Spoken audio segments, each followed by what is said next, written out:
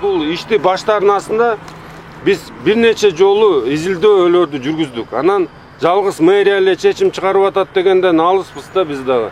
Ошондуктан көптөгөн мынакей ботсатты да чакырганбыз өкүлдөрдүн, лисхоздун өкүлдөрүн, академия науктун өкүлдөрүн баарын бияка чакырып, алар менен акылдашып, анан кийин ушул ишке өтүп атабыз. Эми эң негизги түшүнүк болуш үчүн бүгүнкү күндө биздин алып бара турган ишибиз бул 1600 бактын тегерегинде сөз болуп атат. Анан изилдөөнүн алкагында биз эмне келдик? Биз нормативкаларды көтөрсөк, бул деген бизге чейин эле бекитилген нормативдер. Союз учурунда бекитилип калыптыр. Ал жерде биздин теректер мына 40-45 жыл мындай эмеси предельный срок деп койсок болот, ошондо көрсөтүлгөн болчу да. Ошондуктан биз бүгүнкү күндө эгер маалыматтарды көтөргөн болсок, бул теректер 72-75 жылдары туурабы? 72-75 жылдары тигилген теректер экен, анан эми алардын дагы уже срогу да келип калды да. Эми бул көркү да кеткен. Уже айлабысы кетип, мына биздин зеленканын баштарын кыйып атып, эми бул терек деле уже эмеси деле сапаты дагы, көркү дагы кетип калды. Анан мындай кармап туруш кыйын да, ошондуктан биз бул теректерди да алып атканда ушундай жаңы биздин сунушталып аткан бактарды дагы бир ирет акылдашып туруп бул тигебиз да. Буларды кыюу менен жол кеңейтилеби же ошол бойдон эле? Жок, жол калат. Жол кеңейтилбейт. Кайсы жашылдандырууга кандай жер берилген, бөлгүлөнгөн болсо ошол бойдон калат. Дагы бир ирет эме Зеленхоз айтып кетти болуш керек, бул жанагы биздин кустарниктер боюнча да. Алар дагы бизде срогу 5 жыл экен, алар дагы мына алынып, биз Бишкек шаарды көрдүңөр го. Чүй проспектисин туурабы? Биз алып, кандай жашыл газондор көрүнүп калды да. Мурун болсо августтун аягы менен эле баары саргайып кетчү эле. Быйыл мына биз кеч күзгө чейин дагы кармап сактаганга мүмкүнчүлүк алдык. Мына жашыл болуп турат да. Ошондуктан биз ушундай ыкмаларды дагы деле колдонуп, Бишкек шаары толугу менен ушундай көркүсү чыга тургандай аракеттерибизди көрөбүз. Канча каражат каралды? Эми азыр бүгүнкү күндө биздин акча каражаттарды эсептөө жүрүп атат. Себеп дегенде биз азыр бир бакка токтой элекпиз. Азыр эгер биз ошол посадочный материал баары белгиленген болсо, анан кийин суммасы чыгат. Бул теректер эгер шамалдан кулай турган болсо, биздин Бишкек шаарынын тургундарына жана конокторуна кооптуу маселени жаратат да. Себептен куласа, бул деген автоунаага кулайт. Биздин ушул жөө жүргүнчүлөрдүн үстүнө кулашы мүмкүн. Ошондуктан биз бул ишти башташ керекпиз. Анан көп айтып атпайбы, биз анын артынан дагы акча табат экен деп. Эми андай сөз кур сөз деп эсептейм. Себеп дегенде, эгер силердин көңүлүңөр болсо, мүмкүнчүлүгүңөр болсо, биз даже складтарга апарганга даярбыз. Бизде азыр эски теректерди, алынган теректер ошол жакта турат бизде. Эч жака сатып, аны деле сатканда бирөө байып кетчү нерсе эмес, ал окат эмес. Керек болсо мен дагы мына азыр тапшырма кылып атам. Эгер бул жерден теректер алына турган болсо, аз камсыздуу үй бүлөлөргө деле ушул жерден сунуштап, үйлөрүнө апарып бергенге да даярбыз. Аны апарып алып бир жерге акча табып, аны дагы байып кете турган эч бир мындай негиз жок да. Биз бир гана максат Бишкек шаарыбызды ушундай жашыл шаар деген атынан алыстабастан ушу калтырыш керек дегенде, бактардын баарын жаңылатыш керек.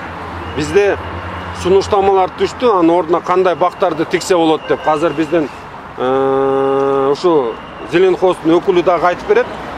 Булар боюнча кандай бактар, кандай пландар коюлуп атат.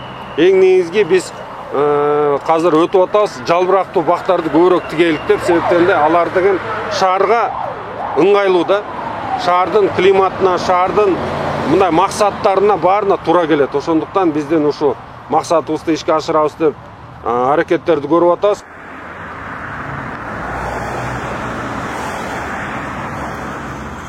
Бул азыркы суроо боюнча айта кете турган болсок, ушу проспект Чыңгыз Айтматовадан көчөсүнөн баштап, Ажыбек Бадыр көчөсүнөн баштап, Семетек көчөсүнө чейинки 1970 жылкы отурулган теректер бар экен. Бул өзүнүн теректерди, ар бир бактын өзүнүн срок жашоо мөөнөтү болот. Теректердин жашоо мөөнөтү ушу 45 жыл, 50 жыл экен. Ошо 70 жылдан баштап бүгүнкү жылга болгондо где-то 50 жыл батат. Ушу бактарактар кийинки жылдарда мына өзүбүздө баарыбызга маалым болгон. Булардын жогору жактары кургап, ар бир жыл сайын кескип аткан сайын ушу бактардын өзүнүн бити ушундай начар абалга келген деп байланыштуу. Бул 3 жылдан бери көтөрүлүп аткан суроо. Акыркы ушу биз ботанический сад менен индустрия менен биз жыйынтыкта келип өздөрүнүн эки служба өздөрүнүн заключенияларын берди. Ушул бактарактар өзүнүн мөөнөтүнө жеткен, алса болот деген. Бишкек жашыл чарба муниципалдык ишканасы тарабынан өзүбүз көрүп турганда ушу тилектерди алсак кайсы бакты отургузабыз деген жыйынтыкта бул комиссиянын чечими менен бул жерге биз жазы жалбырактуу бакты сунуштап атабыз. Бул күлөн багы. Күлөн багы эгерде мына сүрөттө көрүп турсаңыздар ар бир ортосун 6 метрден отургузулат. 6 метрден отургузгандан кийин экөөнүн ортосуна 3 метрден дагы бул кустарник деметип атабыз. Бул гортензия кустарниги. Бул кустарник дагы эрте жаздан баштап кечке чейин гүлдөп тура турган кустарниктер болуп эсептелинет. Андан тышкары дагы экинчи варианты дагы кышында бул жазы жалбырактуу бактарактардын жалбырактар түшүп калат дагы ошондо экинчи катарына дагы сунуштап аткан багы ийне жалбырактуу туя ийне жалбырактуу бактарды сунуштап аткан.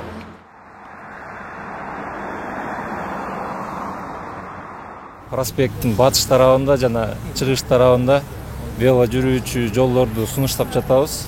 Алардын ээндиги 2,5 метр болот. Ошондо эки тараптуу кыймыл жүрөт ал жерде. Анан батыш тарабында 2 километр өлчөмүндө болот. Чыгыш тарабында болсо 1,5 километр узундуктуу.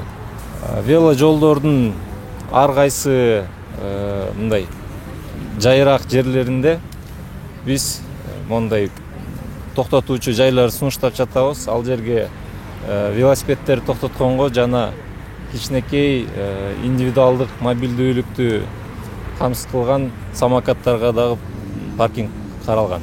Тротуарлардын жана вело жолдордун эки тарабында бадалдарды отургузганга сунуш кылып атабыз. Андан тышкары кечки жарыктандырууну мындай жылуу оттенктагы лампаларга которууну сунуштап жатабыз.